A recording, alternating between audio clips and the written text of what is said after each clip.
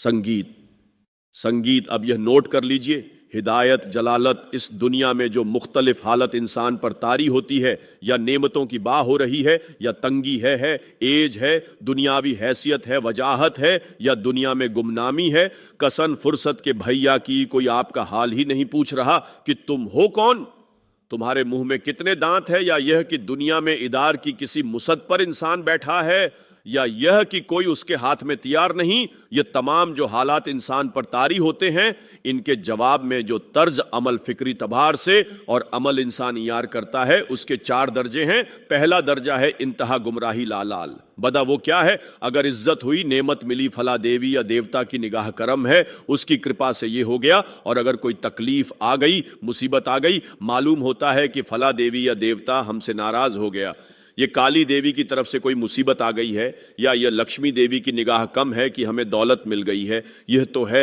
शिर्क होने के तबार से ये इंतहा पस्ती, इस पस्ती से ऊपर आएंगे तो तौहीद की पहली मंजिल है। इज्जत दी अल्लाह ने, अगर कोई तंगी आ गई, फक्र, तकलीफ, कोई जिल्लत, रुसवाई, यह भी अल्लाह की तरफ से। एक तबार से तो इंसान हिदायत पर आ गया, बड़ी गहराई थी उस गंदगी की और उस खबासत की, जो शिर्क जिसका नाम है, उससे इंसान निकल आया। नजासत से तौहीद तो है, लेकिन अभी इसमें इसकी गुमराही का एक एलिमेंट शामिल है, और यह गुमराही से जब तक आगे नहीं आएगा, ऊपर नहीं उभरे, उसका तर्ज अमल क्या होगा कि जरा कुछ मिल गया, इज्जत मिल गई, फूले नहीं समा रहे, अब जमीन पर कदम नहीं टिक रहे, गर्दन अकड़ रही है, कहीं महरूम हो गई, कोई तकलीफ आ गई, कोई मशक्कत, फक्र आ गया, अब बुझ करर रह गए। इन दोनों कैफियत में इंसान का पेंडुलम जो है वो एक्सट्रीम को जाएगा। यह कब होगा? जब इंसान यह समझता है कि इस दुनिया में जो दौलत मिल गई या इज्जत मिल गई, तो ये गोया कि बड़ी कोई काबिले, और अगर यहां पर कोई तकलीफ आ गई, कोई मुसीबत आ गई, फक्र फाका आ गया, तो ये गोया कि बहुत ही अहान आमद शय है। अगर यह इंसान समझेगा तो तर्जमल वो निकलेगा। नतीजे के तौर पर जो मैं बयान कर चुका हूं, यह गुमराही है। इस गुमराही से निकलेंगे तो आप किस मुकाम पर आए? दूसरी मंजिल हिदायत की क्या है? ना ये इज्जत है, ना ये जिल्लत है, दोनों हैसियत बराबर है कि ये इम्तिहान है। इसीलिए इन दोनों आयतों में एक लफ्ज कदर मुश्तक है। इज़ा मतलब इन, यह भी एकला है, आजमा रहा है अल्लाह, कभी वह देकर आजमा है, कभी छीन कर आजता है, कभी फाक से आजमा है, कभी वह कसरत दौलत और कसरत माल से आजता है, कभी वह सेहत दे कर आजमा है, या कुत और तवाना और सेहत जो मैंने दी है, यह इसमें क्या करता है? कभी वह मर्ज के जरिए से आजमाता है कि सब्र करता है कि नहीं करता। हमारे लिए शिकवा और शिकायत इसके जग पर नहीं आ जाती, नाला और शमल तो नहीं आ जाता। तकलीफ झेल है कि नहीं झेल, इसमें तमल है कि नहीं है, तो सब्र करता है या शुक्र करता है। ये दोनों कैफियत दर हकीकत इस तबार से मसावी है। ये भी इम्तिहान, ये भी इम्तिहान। ये हकीकत जब सामने होगी, अब वो पेंडुलम जो है वो बहुत कम हो जाएगा। यानी इंसान में तब तौर पर तो एक असर होता है, गैर तैयारी किसी छठी ने काटा, आपके पांव पर आप अपना पांव हटा लेंगे, इसमें कोई इरादा नहीं है, ये रिफ्लेक्स सेक्शन है, गैर इख्तियार फेल। इस हद तक तो इन जरूर मुतासिर होता है। इससे तो कोई इंसान जो है वो बलमतर नहीं हो सकता। हजरत इब्राहिम रज अल्लाह ताला हुजूर के वो 9 मौलूद फर्जन इंतकाल जब हो रहा था, आपकी आंखों में आंसू आ गए। अब ये तब असर है, एक फेल है, इनफ वाली कैफियत है जो बिल्कुल तभी है, लेकिन यह नहीं कि इसकी वजह से इंसान की जबान पर कोई शिकवा आ जाए, कोई शिकायत आ जाए, ये नहीं होगा। ये ईमान के मनाफ है। इसी तरीके से अगर कोई खुशी हुई है तो चेहरे के ऊपर एक निखार आ जाएगा, तबस्सुम आ जाएगा। इस हद तक तो यह समझिए इंसान का तब तक इससे ज्यादा यह पेंडुलम अगर स्विंग कर रहा है तो गोया के इस हकीकत से इंसान महजूब है। यह भी इम्तिहान है। यह जो हम सर हदीद में पढ़ चुके, माँ अल्लाह तुम्हें कुछ दे तो इतरा माँ अल्लाह तुमसे कुछ छीन ले, तो उसके ऊपर अफसोस मत करो। इस ये नतीजा ईमान का निकलना चाहिए। अगर तुम्हें ईमान है अल्लाह पर, अगर तुम्हें यकीन है कि जो कुछ हुआ है अल्लाह के इज़्न के बगैर नहीं हुआ, अगर तुम्हें यकीन है कि अल्लाह ने जो मेरे लिए तय किया है उसमें मेरे लिए खैर ही है, चाहे फिलहाल फील वक्त फौरी तौर पर मुझे नागवार महसूस हो रही है बात, लेकिन यकीनन मेरे लिए इसमें खैर है मेरे रब की तरफ से कि हर सा मने अल्ताफ। हम तो शॉर्ट साइटेड है, हम देख नहीं सकते किसी शय को, हम उसके जाहिर को देखकर घबरा उठते हैं कि ये तो तकलीफ आ गई, क्या पता उसी के पर्दे में अल्लाह की रहमत आ रही है। मैंने वो रईस अमरोहवी के शार आपको कई दफा सुनाए हैं। وہ وقت آیا کہ ہم کو قدرت ہماری صحیح عمل کا پھل دے. بتا رہی ہے یہ ظلمت شب کے صبح نزدیک آ رہی ہے.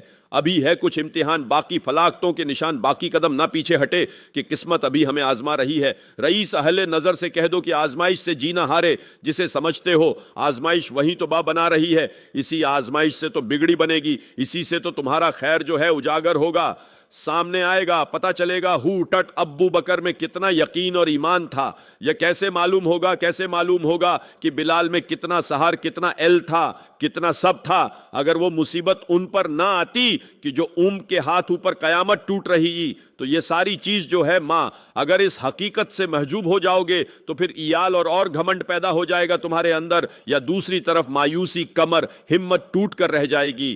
خوشی کرنے کو انسان آمادہ ہو جاتا ہے، ذرا کوئی ناکامی دنیا میں آ گئی، کو تکلیف آ گئی، یہ ہے در حقیقت تیسری منزل، ہدایت کی دوسری سیڑھی. پہلا کیا تھا؟ کوئی خیر مل گیا تو کسی دیوی کی نگاہ کرم، کوئی تکلیف آ گئی تو کسی دیوتا کی ناراضگی، یہ تو ہے دلال.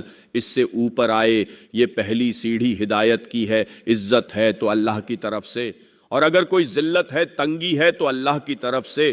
یہ ہدایت کا آغاز ہو گیا، یہ توحید کی بنیادی منزل ہے. اس سے اگلی منزل یہاں کی ذلت نہیں، یہاں کی عزت نہیں. ہار اور جیت کے فیصلے کا دن تو قیامت کا دن ہے. وہاں معلوم ہوگا جس کو اس روز عزت ملی وہ عزت والا ہے، جو اس روز ذلیل ہو گیا وہ والا ہے. یا تو امتحان ہے، دار امتحان ہے، یا دار امتحان ہے. امتحان ہونے کے ناطے دونوں برابر ہیں. اس سے اوپر ہے چوتھی منزل، ہدایت کی تیسری منزل. وہ کیا ہے؟ عام طور پر انسان یہ سمجھتا ہے کہ یہ جو آزمائش ہے تنگی کی اور فاقہ کی، یہ سطر آزمائش ہے اور نعمتوں کی بارش ہو تو یہ آسان آزمائش ہے. یہ بھی گمراہی کا ایک پرت جو ہے اس کی باقی ہے. ابھی ہدایت کا جو کامل جو ہوگا، سنگیت ان کے فی امتحان ہے. کیونکہ اگر آپ کے پاس کثرت ہے، آپ کے اندر غفلت پیدا ہو جائے گی. کثرت کا لازمی نتیجہ غفلت ہے. نہ کوئی غم کرو، نہ خوف، خوشیاں مناؤ جنت کی جس کا تم سے وعدہ کیا گیا تھا. اللہ کی ربط پر اطمینان جب انسان کو ہو جاتا ہے، میرا رب اللہ ہے، ربی اللہ، انسان کے لیے نہ کوئی کھٹکا، نہ کوئی خطرہ، نہ کوئی خوف، نہ کوئی جن. جو کچھ ہو رہا ہے کس کے علم سے ہو رہا ہے؟ اللہ کے علم سے. اللہ کے علم کے بغیر پتا تک نہیں ہلتا. یا کو بڑا مادہ نہیں ہے جس سے مجھے کوئی خوف ہو. اندھا بھینسا چلا رہا ہو، اس سے تو ڈرنے کا ہر انسان کو ڈرنا چاہیے، نہ کس کو ٹکر مارتے. لیکن نہیں، اس کائنات کو چلانے والا ایک سمیع بصیر خدا ہے. وہ جو میرا دوست ہے، میرا ولی ہے. اللہ ولیم، اللہ مان کا ولی ہے، ساتھی ہے مددگار ہے، حمایتی ہے. بتائیے جسے یقین ہو جائے کہ اللہ میرا مددگار، اللہ میرا محافظ، اللہ میرا پشت پناہ، اللہ میرا حمایتی، اس کے لیے کوئی خوف ہوگا، اسے کوئی ڈر ہوگا. میں مثال دیا کرتا ہوں بہت سادہ. پنجاب کے دیہات کی تو بڑا چودھری ہے اور کوئی غریب کسان ہے. اس غریب کسان کی کہ جان کو ہر وقت اندیشہ ہوگا چوری کا، کوئی میری بھینس کھول کر نہ لے جائے، کوئی میرا بیل کھول کر نہ لے جائے. لیکن جس کے بارے میں یہ سب کو معلوم ہو کہ وہ جو بڑا چودھری ہے وہ اس کا دوست ہے، اس کی بچیا کو کوئی خوف ہوگا، اس کی بھینس پر کوئی ہاتھ ڈالے گا، اسے کوئی اندیشہ ہوگا نہیں. کیوں؟ وہ بڑا چودھری، بڑا اس کا یہاں کا سردار جاگیردار، سب کو معلوم ہے وہ میرا دوست ہے، کوئی میرے خلاف علم نہیں کر سکتا. اس دنیا میں یہ چھوٹی سی بات اگر آپ کے دلی اطمینان اور سکون کا باعث بن سکتی ہے تو ذرا تس کیجئے. لر استعمال کروں گا سا اس لیے کہ اس کا ہم جس کو کہتے ہیں ادراک اور شر کر نہیں سکتے اگر کے ساتھ کر سکتے. اگر یقین ہو کہ اللہ میرا مددگار اور یقین ہو کہ اللہ ہر آن میرے ساتھ ہے، پھر کوئی خوف کس کا؟ خوف کوئی شے اللہ سے بالاتر ہے، کوئی قوت اس سے زیادہ طاقتور ہے، کوئی اس کے ارادے کو بدلنے والا ہے، کوئی اس کی میت کے آڑے آنے والا ہے. یہی بات ہے جو حضور نے فرمائی ایمان کا حاصل ہے لبے لباب. دیکھو اچھی طرح اس بات کو ذہن نشین کر لو. اگر تمام انسان مل کر تمہیں کوئی نقصان پہنچانا چاہے نہیں پہنچا سکتے، مگر جو کچھ اللہ نے لکھ دیا ہو اور تمام انسان مل کر تمہیں کوئی نفع پہنچانا چاہے نہیں پہنچا سکتے مگر وہ شے جو اللہ نے طے کر دیا. آپ پھر میں کہوں گا ذرا تاریکی جسے فرض کیجئے، اسے سوچئے. اگر اس حدیث پر ہمارا دل تھکا ہوا ہو تو کسی سے ڈر ہوگا یہ مجھے نقصان نہ پہنچا دے، یہ میری رپورٹ خراب نہ کر دے، یہ میری انکریمنٹ نہ رکوا دے، یہ میرا یہ نہ بگاڑ دے، یہ میں نقصان نہ پہنچا دے، اس کا ڈر، اس کا خوف، اس کی خوشامد، اس کے لیے جا کر طرح طرح سے اپنی عزت نفس کو ذلیل کروانا اس کے سامنے، یہ سب کچھ کیوں کرتا ہے؟ انسان جب سمجھتا ہے کہ اس کے ہاتھ میں میرا کوئی نفع ہے، اس کے ہاتھ میں میرے لیے کوئی ضرر ہے، یہ مجھے کوئی غضن پہنچا سکتا ہے، یہ مجھے کوئی نقصان پہنچا سکتا ہے، یہ میرا کوئی کام بنا سکتا ہے، یہ میری کوئی ضرورت پوری کر سکتا ہے، اسی کا نام شرک ہے۔ جہاں آپ نے یہ سمجھا کہ غیر اللہ کے اندر کوئی طاقت موجود ہے، وہی شرک ہے۔ بتوں سے تجھ کو امید ہے، خدا سے نہ امیدی، مجھے بتا تو صحیح اور کافر کیا ہے؟ شرک تو یہ جس پر بھی تمہیں یہ خیال ہے کلمہ ہے، یہ کلمہ سوم لا حلا لا قوت الا باللہ، ذرا اس پر دل کو کبھی اگر آپ تسر کریں، پھر فرض کریں دل ٹھک جائے، اس پر کوئی طاقت نہیں۔ یہی بات تھی جو شیخ عبد القادر جیلانی رحمت اللہ نے اپنی وصیت میں اپنے بچے سے کہی، گواہی دینے والے ہیں، لیکن حضرت شیخ عبد القادر جیلانی کی وصیت اور تامہ کو کتنے لوگ جانتے ہو؟ یہ جن مقامات تک پہنچے ہیں وہ کس چیز کی بدولت پہنچے؟ انہوں نے جو پیغام دیا وہ کیا تھا؟ میرے بچے، اس طریقے سے قرآن مجید میں حضرت لقمان کی نصیحت عل کر دی گئی، میں کروں گا بلج۔ اگر قرآن حضرت عبد القادر جیلانی کے بعد نازل ہوا ہوتا تو شاہ عبد القادر کی بھیران میں ہوتی۔ اتنی چھی میرے بچے اس حقیقت کو ذہن نشین کر لے لا، اس کائنات میں نہ کوئی فعال حقیقی ہے، نہ حقی ہے سوالا، کسی شے میں کوئی تاثیر نہیں۔ اگر اللہ نہ چاہے آگ جلا نہیں سکتی، اگر اللہ نہ چاہے پانی ببو نہیں سکتا، اگر اللہ نہ چاہے زہر ہلاک نہیں کر سکتا، اللہ چاہے کوئی چیز فائدہ نہیں پہنچا سکتی، اللہ نہ چاہے تو در در کیوں تے ہو، در در پر کیوں جب سائی کرتے ہو، سب کے سامنے کیوں ہاتھ پھیلاتے ہو؟ ایک اللہ سے مانگو، ایک اللہ کے سامنے زمین سر پر زمین پر اپنی زمین رکھو۔ لالا نظر آتا ہے کہ پانی پیاس بجھا دیتا ہے، پیاس بجھانے کی صلاحیت پانی میں نہیں ہے۔ اللہ کے کھانا بھوک بٹا دیتا ہے، بھوک مٹانے کی صلاحیت کھانے میں نہیں ہے۔ انہیں رب میں دیکھیے، یہی یقین تھا حضرت موسیٰ السلام کا۔ واقعہ یاد کیجئے، سامنے سمندر آ گیا ہے، قوم دیکھتی ہے، پیچھے کے گرد غبار کا طوفان معلوم ہوا کہ فرعون اپنے لشکر سمیت آ گیا۔ لشکر جب چلتا تھا تیز رفتار کے ساتھ تو گرد غبار کا جو طوفان اٹھتا تھا اس کا تسکی اور لم بل قریب رہا۔ پوری قوم نے کیا کہا؟ مسا مسا ہم کو پکڑے قرآن مجید میں تو یہ وہ باتیں نہیں لکھی ہیں، لیکن رات میں یہ درج ہے۔ بنی اسرائیل جھگڑنے لگے، دست و گبان ہو گئے کہ ساتھ مسا یہ موایا لا کر، اس سے تو بے وہاں کھانے کو ملتا تھا، زندگی تو تھی، بیگار ہم کر رہے تھے، موت تو نہیں تھی۔ اب جو کچھ ہوگا اس کا تکرو، جس طریقے سے ہو جائے تو لڑ رہے حضرت مسا سلام۔ یہ رات کی لہ ہے قرآن میں، صرف اتنا آیا، پریشان ہو کر انہوں نے کہا مسا پکڑے گا۔ اس مسا کا جواب کیا ہے؟ کلا نہیں، میرے ساتھ میرا رب ہے، وہ راستہ دے گا۔ بتائیے کہاں راستہ نظر آ رہا؟ یہ ہے ایمان بلب راستہ نظر نہ آئے، تب اللہ پر یقین، جیب میں پیسے ہو تب دل کو اطمینان ہے، تو ایمان کس پر ہوا؟ پیسے پر، اللہ پر نہیں۔ جب وسع جرائے نہ ہو اور پھر یقین ہو اللہ مس اسباب ہے، وہ اسباب کا پابند نہیں ہے، وہ اسباب کا محتاج نہیں ہے، اسباب اس کے محتاج ہے۔ اگر یہ یقین ہے تو اللہ پر ایمان ہے، یہ نہیں ہے تو تمہارا ایمان اسباب پر ہے، مسائل پر ہے، ذرائع پر ہے، مایا پر ہے، اللہ پر نہیں۔ اس کا راستہ تھا سمندر ہے اور اور سے لشکر آ گیا لا۔ اب دیکھیے، ایمان کہہ دینا آسان ہے، تم جہاں کہیں بھی تم ہوتے ہو اللہ تمہارے ساتھ ہوتا ہے، لیکن اس کا یقین قائم ہو جائے تو زمین اور آسمان، یہی بات ایرہ کے ساتھ گاڑ ہے، چھپے ہوئے ہیں محمد رسول اللہ اور آپ کے ویار ابو بکر صدیق رلا۔